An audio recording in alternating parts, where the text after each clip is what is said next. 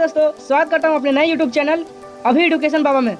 और मैं अभिषेक कुमार आप लोगों के सामने लेकर आया हूँ साइंस के 25 इम्पोर्टेंट क्वेश्चन, जी हाँ, जिनको आप लोगों को जानना बहुत ही आवश्यक है। तो बिना देर किए हुए शुरू करते हैं हम अपने क्वेश्चन। तो मेरा पहला सवाल इस प्रकार से है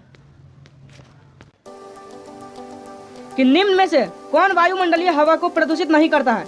जी हाँ, ये 4 ऑप्शन में से बताइए कि कौन वायुमंडलीय हवा को प्रदूषित नहीं करता है। A carbon dioxide, B hydrogen sulphide, C carbon monoxide या डी नाइट्रोजन। जी हाँ, बताइए। चलिए मैं इसका सही जवाब बताता हूँ। इसका सही जवाब होगा डी, यानी कि नाइट्रोजन।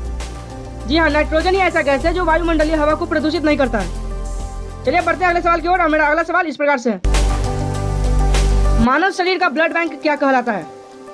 जी हाँ, मानव शरीर का ब्लड बैंक क्या कहलाता है। ए पलिया, बी यकृत, सी हृदय या डी किडनी। आप लोग अपना सवाल मन में सोच कर रखें या कॉपी में लिखें। अगर मैं बताता हूँ सही जवाब हो तो आप लोग लास्ट में कमेंट में बताएं कि कितना सही जवाब बताएं और कितना गलत बताएं। चलिए, तो इसका मैं आंसर बताता हूँ। इसका उत्तर होगा ए, यानी कि पलिया। पलिया को ही मानव शरीर का ब्लड बैंक कहा जाता है। जी हाँ, अब बढ़ते हैं अगले सवाल की ओर। और मेरा अगला सवाल यह है कि मानव में कुल कितने प्रकार के दांत होते हैं। जी हाँ, मानव में कुल कितने प्रकार के दांत होते हैं। अगर आप लोगों को पता है तो आप लोग बताएं। मैं बताता हूँ। ये सबसे इजी क्वेश्चन है, इसे हर लोगों को आना ही चाहिए, क्योंकि ये हर जगह पूछा ही जाता है, हमेशा पूछ देता है, जिसमें लोग फंस जाते हैं। तो मानव में कुल 4 प्रकार के दांत होते हैं। जी हाँ दोस्तों, अगर ऐसा क्वेश्चन आए तो आप 4 पर सही निशान दबाएंगे, यानी कि कुल 4 प्रकार के दांत होते हैं मानव में। अब बढ़ते हैं अगले सवाल की ओर। मेरा अगला सवाल, विटामिन ए की कमी से कौन सा रोग होता है। जी हाँ, विटामिन ए की कमी से कौन सा बीमारी होता है, ये आप लोग बताइए। घेंघा रोग होता है कि बेरी रोग होता है कि स्कर्वी या रक्तौंधी, ये बताइए कि कौन सा होता है। ये सबसे इजी क्वेश्चन है, ये तो बचपन में ही लोग पढ़ते हैं, लेकिन अगर नहीं पता है इसलिए मैं बता देता हूँ। इसका सही जवाब होगा डी, यानी कि रक्तौंधी। जी हाँ, विटामिन ए की कमी से होता है रक्तौंधी। अब बढ़ते हैं हम अगले सवाल की ओर। और मेरा अगला सवाल इस प्रकार से है कि मानव रक्त का पीएच मान कितना होता है। जी हाँ, इंसान के शरीर में जो खून होता है उसका पीएच मान कितना होता है। आप लोगों के सामने ये ऑप्शन है, ये ऑप्शन में से ही बताइए कि कौन सा सही जवाब होगा। चलिए मैं इसका राइट आंसर बताता हूँ। इसका राइट आंसर होगा बी, यानी कि 7.4। मानव रक्त का पीएच मान होता है 7.4। अगर आप लोगों ने ये सोचा है तो बिल्कुल सही जवाब है। अब बढ़ते हैं अपने अगले सवाल की ओर।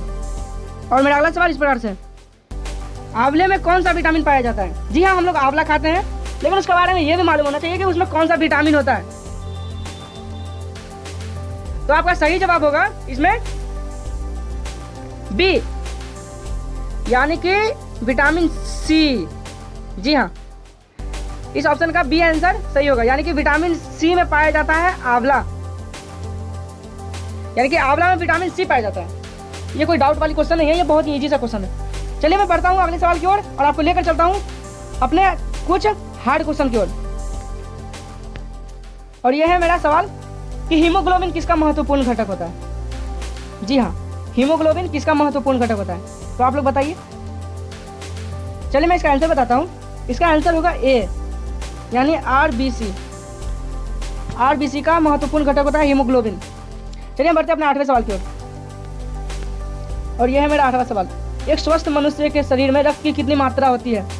जी हाँ, आप इन ऑप्शन में से बताइए कि एक स्वस्थ मनुष्य के शरीर में रक्त की कितनी मात्रा होती है। चलिए मैं इसका सही जवाब बताता हूँ। इसका सही जवाब होगा बी, यानी कि 5 से 6 लीटर। अगर आप लोगों ने 5 से 6 लीटर बताया तो ये बिल्कुल सही जवाब है, अन्यथा गलत है। हम बढ़ते हैं अपने 9वें सवाल की ओर। मेरा 9वां प्रश्न इस प्रकार से है कि रक्त जमने में किस तत्व का मुख्य भूमिका होती है। जी हाँ, हमारा खून जो जमता है वो किसके कारण जमता है। अगर आप लोग मेरे चैनल पर नए हैं तो प्लीज़ मेरे चैनल को सब्सक्राइब कर दें और मुझे सपोर्ट करें, ताकि मैं हर प्रकार से नई वीडियो का बना कर लाता रहूँ। तो आप लोग बताइए इसका सही जवाब। इसका सही जवाब होगा ए, यानी कि सी ए। रक्त जमने में सी ए की महत्वपूर्ण भूमिका होती है। जी हाँ, मुख्य भूमिका होती है। अब बढ़ते हैं अपने अगले सवाल की ओर। और मेरा अगला सवाल इस प्रकार से है कि टमाटर का लाल रंग जी हाँ, हम लोग टमाटर खाते हैं, उसका लाल रंग किसके कारण होता है? इन 4 ऑप्शन में किसके कारण लाल होता है? ए कैटरिन, बी लाइकोपिन, सी क्लोरोप्लास्ट या डी इनमें से कोई नहीं। तो आप लोग बताइए कि किसके कारण टमाटर लाल रहता है। चलिए मैं इसका सही जवाब बताता हूँ। इसका सही जवाब होगा लाइकोपिन। जी हाँ, लाइकोपिन के कारण ही टमाटर लाल होता है। अब बढ़ते हैं अपने अगले सवाल की ओर। मेरा अगला सवाल इस प्रकार से है कि मूत्र का पीला रंग किसकी मौजूदगी के कारण होता है? जी हाँ, इनमें से इन ऑप्शन में से किसकी मौजूदगी के कारण हमारा पेशाब पीला पड़ जाता है? तो बताइए कि कौन सा होगा। चलिए मैं इसका सही जवाब बताता हूँ। इसका सही जवाब होगा डी, यानी कि यूरोक्रोम। यूरोक्रोम के कारण ही मूत्र मेरा पीला पड़ जाता है। चलिए मैं बढ़ता हूँ अगले सवाल की ओर। मेरा अगला सवाल यह है कि शरीर की सबसे बड़ी ग्रंथि कौन सी होती है?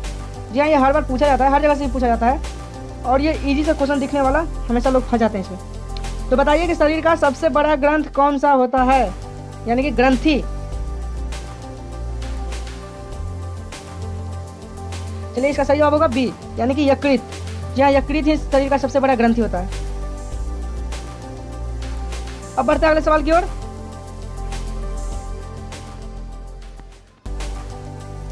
मेरा अगला सवाल इस प्रकार से है कि क्लोरोफिल में होता है, यानी कि क्या होता है क्लोरोफिल में? Potassium, iron, magnesium, magnesium. जी हाँ, बताइए कि क्लोरोफिल में क्या होता है। आप लोग सोचे मन में और मैं ऐसे बताता हूँ, आप लोग मिलाइएगा कि कितना सही दिए जवाब। चलिए इसका सही जवाब होगा डी, यानी मैग्नीशियम। जी हाँ, क्लोरोफिल में मैग्नीशियम होता है। अगर आप लोगों ने ये सोचा है तो बिल्कुल सही जवाब है, अन्यथा आप लोग का सवाल का जवाब बिल्कुल गलत है। अब बढ़ते हैं अगले सवाल की ओर। मेरा अगला सवाल इस प्रकार से है कि कोशिका का पावर हाउस किसे कहते हैं? जी हाँ, कोशिका का पावर हाउस किसे कहते हैं, ये बताइए आप लोग। इन 4 ऑप्शन में से कोशिका का पावर हाउस किसे कहते हैं? लवक को, राइबोसोम को, माइटोकॉन्ड्रिया को या लाइसोसोम को? चलिए मैं इसका सही जवाब बताता हूँ। इसका सही जवाब होगा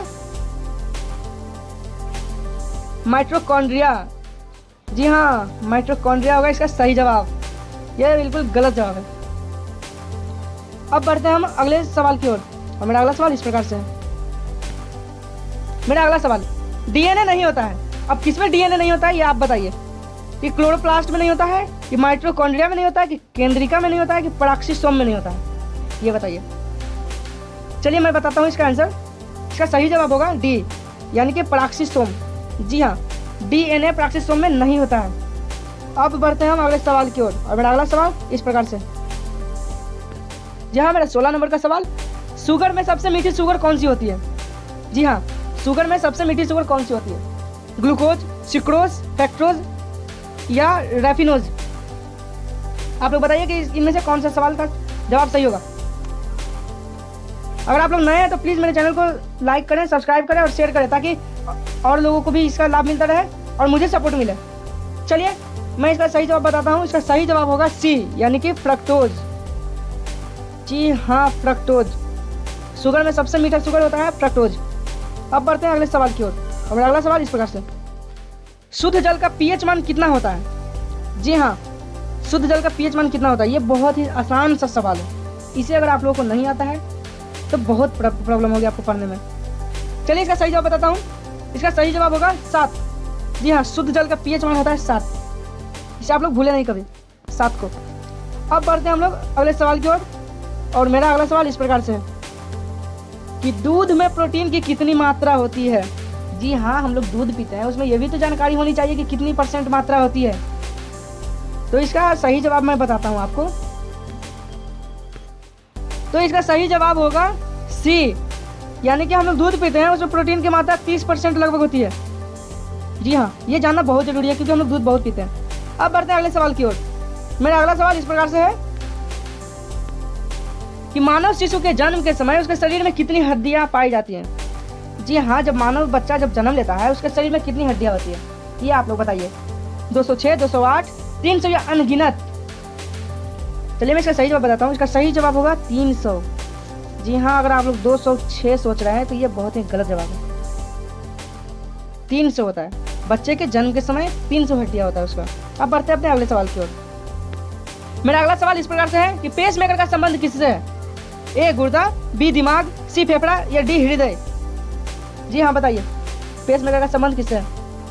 चलिए मैं इसका राइट आंसर बताता हूँ। इसका राइट आंसर होगा डी, यानी कि पेस मेकर का संबंध होता है हृदय से। जी हाँ, अगर आप लोगों ने हृदय सोचा है तो बिल्कुल सही जवाब है। मैं आसान से सवाल लेकर आया हूँ जिसमें लोग फंस जाते हैं। अब बढ़ते हैं हम अपने अगले सवाल की ओर। मेरा अगला सवाल कि पित्त कहाँ से स्रावित होता है? जी हाँ, पित्त कहाँ से स्रावित होता है? ये VVI मोस्ट इम्पोर्टेंट क्वेश्चन है। ये हमेशा पूछता है, इसलिए इसको तो एकदम नहीं भूले आप लोग कि पित्त कहाँ से स्रावित होता है। तो पित्त जो हमारा है वो है पित्ताशय से स्रावित होता है। जी हाँ, आप ऐसे भी याद कर सकते हैं कि पित्त और ये पित्त, यानी पित्त पित्ताशय से स्रावित होता है। ये आप ऐसे याद कर सकते हैं। अब हम बढ़ते हैं अपने अगले सवाल की ओर, यानी कि 22वें सवाल की ओर। मेरा 22वां सवाल इस प्रकार से है कि खून का लाल रंग क्यों होता है? जी हाँ, हम लोग खून जो हम लोग का होता है वो लाल क्यों होता है, ये भी तो मालूम होना चाहिए। किसके कारण होता है? तो हीमोग्लोबिन के कारण होता है, या ऑक्सीजन के कारण होता है, या ए और बी दोनों के कारण होता है, या कोई नहीं? ये आप लोग बताइए कि किसके कारण होता है खून का लाल रंग। चलिए मैं इसका राइट आंसर बताता हूँ। ये बहुत ही इंपॉर्टेंट क्वेश्चन है, इसको भी आप लोग याद करके रखें। दोस्तों मैं जितने भी क्वेश्चन ला रहा हूँ ना वो सब इंपॉर्टेंट ही क्वेश्चन है। चलिए मैं इसका आंसर बताता हूँ। इसका आंसर होगा हीमोग्लोबिन। जी हाँ, हीमोग्लोबिन के कारण ही खून का रंग लाल होता है। चलिए हम बढ़ते हैं अपने अगले सवाल की ओर। मेरा अगला सवाल इस प्रकार से है कि कोशिका का सबसे बड़ा कोशिकांग कौन होता है? जी हाँ, इन 4 ऑप्शन में से बताइए कि कोशिका का सबसे बड़ा कोशिकांग कौन सा होता है?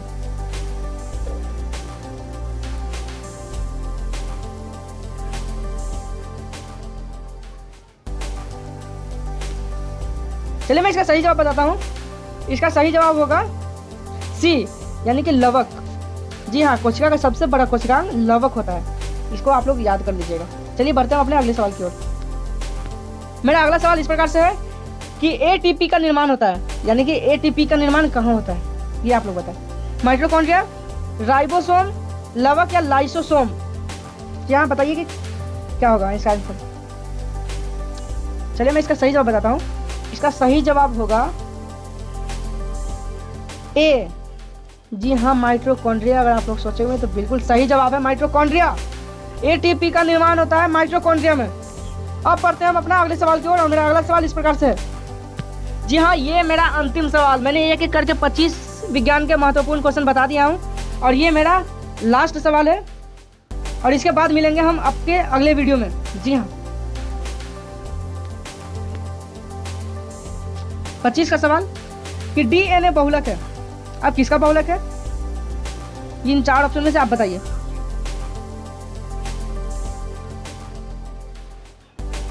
चलिए मैं इसका आंसर बताता हूँ। इसका राइट आंसर होगा न्यूक्लियोटाइड। जी हाँ, ए, यानी कि न्यूक्लियोटाइड होगा इसका सही जवाब।